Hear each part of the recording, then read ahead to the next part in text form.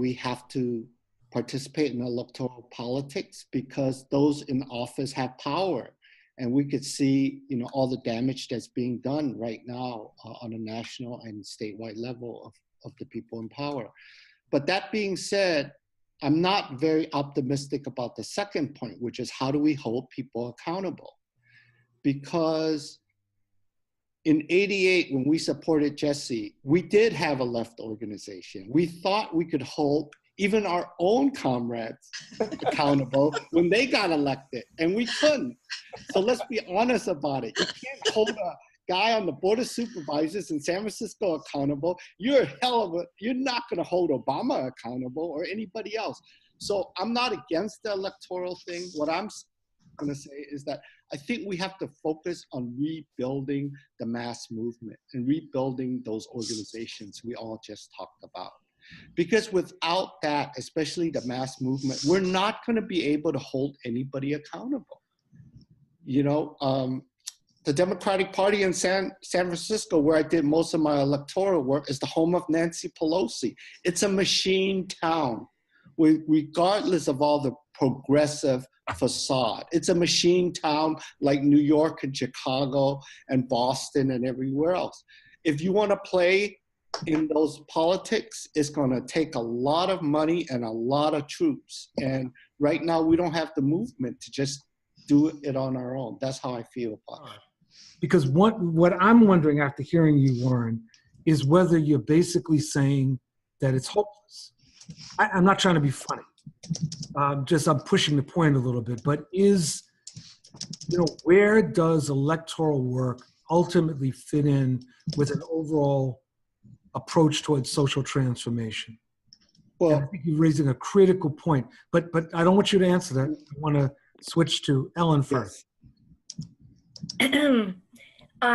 Warren, I completely agree with your point that we cannot hold politicians accountable without rebuilding a mass base in the organizations that consolidate that mass base, simply because of the inequality of money and power that neoliberalism has brought us. They will always be disciplined by the ruling class more than they will be disciplined by us in our disorganized state. So I just want to introduce into the conversation something which I have found incredibly encouraging at the start moment.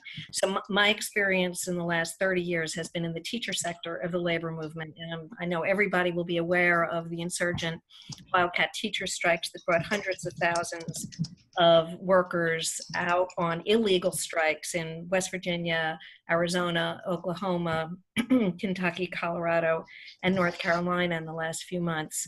I've been quite involved with those and in conversations with the leaders in those groups. And the point that I want to make is this, the mass base that exists in our labor movement, and remember that the public sector is still 35–36% organized, which is very, very high by all international standards. It's incredibly densely organized. Of course, that will change after the Janus decision. But I want to point out that these insurgent strikes, these wildcat strikes, came about because the teacher base in those unions could not hold their own elected leaders accountable. Their leaders were failing to serve them in the ways that they needed to be served, both to defend their own livelihood and to defend public education. And so as a result, they acted in these very spontaneous ways, very boldly, very strategically.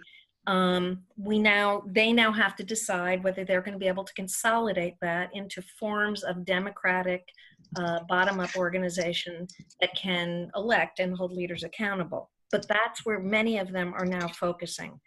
I think it is on the basis of that I start to feel some optimism that we may be able to see the rebuilding of a base through working class organization, not only in labor unions, but elsewhere. And I totally agree with you that if that doesn't happen, we will never be able to hold elected officials accountable. So I'm going to ask each of the panelists to respond just as Ellen did, but briefer, to the challenge that was thrown at us by Warren. Kathy? Oh, I was just finishing typing something in the chat box.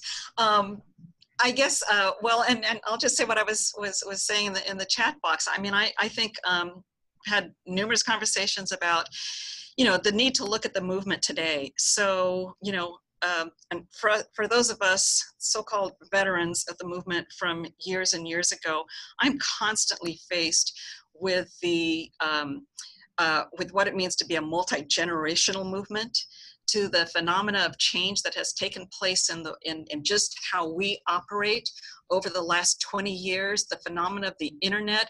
I am so frustrated with virtual organizing and replacing real organizing, the generation of mass actions with star power as if those are adequate responses to really serious issues that are on the table. And then the Democratic Party, you know, does not help at all. And because in the midst of this, I think that type of organizing and response and feeling like you are doing something is part of the cynicism towards the failure of the Democratic Party to create a space. You know, I mean, Dianne Feinstein, I mean, we're veterans. I mean, there are dinosaurs that have locked down the Democratic Party and are also obstacles. But I think we need to seriously look at the kinds of the change in demography, the culture of organizing that has shifted in the last 30 years, and the way, you know, I mean, frankly, the effect of the internet. And what that has brought with it in terms of real organizing messages, our capacity to address the dominant narratives effectively. So there's, you know, and I wish, you know, I mean, I would really welcome a space to look more seriously at all of those phenomena. So I agree with Warren, we need a mass movement. But in order to do that, and for that movement to really reflect in serious ways who needs to be included within that, I think we have to address some of these shifts that are significant, that have happened in the last 20 to 30 years. Ted, and I'm going to ask you to be even briefer. Is that nothing has been mentioned, including from me, about the issue of the climate crisis. And in this context, I just want to put out that there is a lot of organizing at a local, very grassroots level against pipelines, infrastructure, fracking, et cetera. There's a lot going on. There is coordination that's developing, and that's, I think, an important component. I also think politically, the issue of, you know, what we are facing with kind of the unraveling of human society and ecosystems because of global warming and the need to shift from fossil fuels. That is something that ultimately helps our movements, because it keeps a focus and a lot of people are beginning to see that. So I just want to be sure that's out there during this call. So there you go. Thank you very much. Jamala? Rebuilding and re-educating. We should be reframing the electoral narrative that we have now so that people understand what it means in 2018. It doesn't mean the same as it did in 1980. We need to be rebuilding the left, because that's the left organization that's needed to infuse our movement to help people understand better where we're going and why, and re-educating the masses about the role of electoral politics in their lives, because I think somebody pointed out decisions are being made for us and they're not being good decisions. And so I'm looking at the momentum that Bernie Sanders created around socialism. In Missouri, there's been polling that says Black voters are pulling away from the Democratic Party. All of those are indicators to me that people are looking for an alternative. And so these are opportunities for us to go in there and create something bold and different. Thank you. William. Yeah, you know, I agree with Warren on the one hand that the electoral arena is incredibly challenging, and what especially Alan's advanced experience on this proves that. But everywhere we work is challenging. So I've been active in the environmental justice movement, and we work in the California State Legislature. We work with these incredibly horrible regulatory agencies, the Air Quality Management District, the Air Resources Board. It's hard. It's an enormous challenge to hold any of these folks accountable.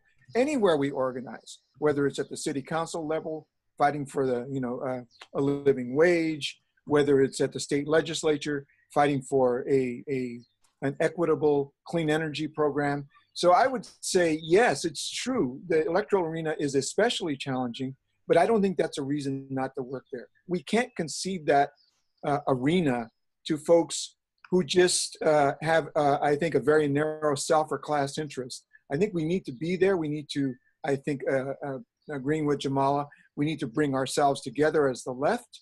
We need to have no illusions about it. We have to have a very creative approach.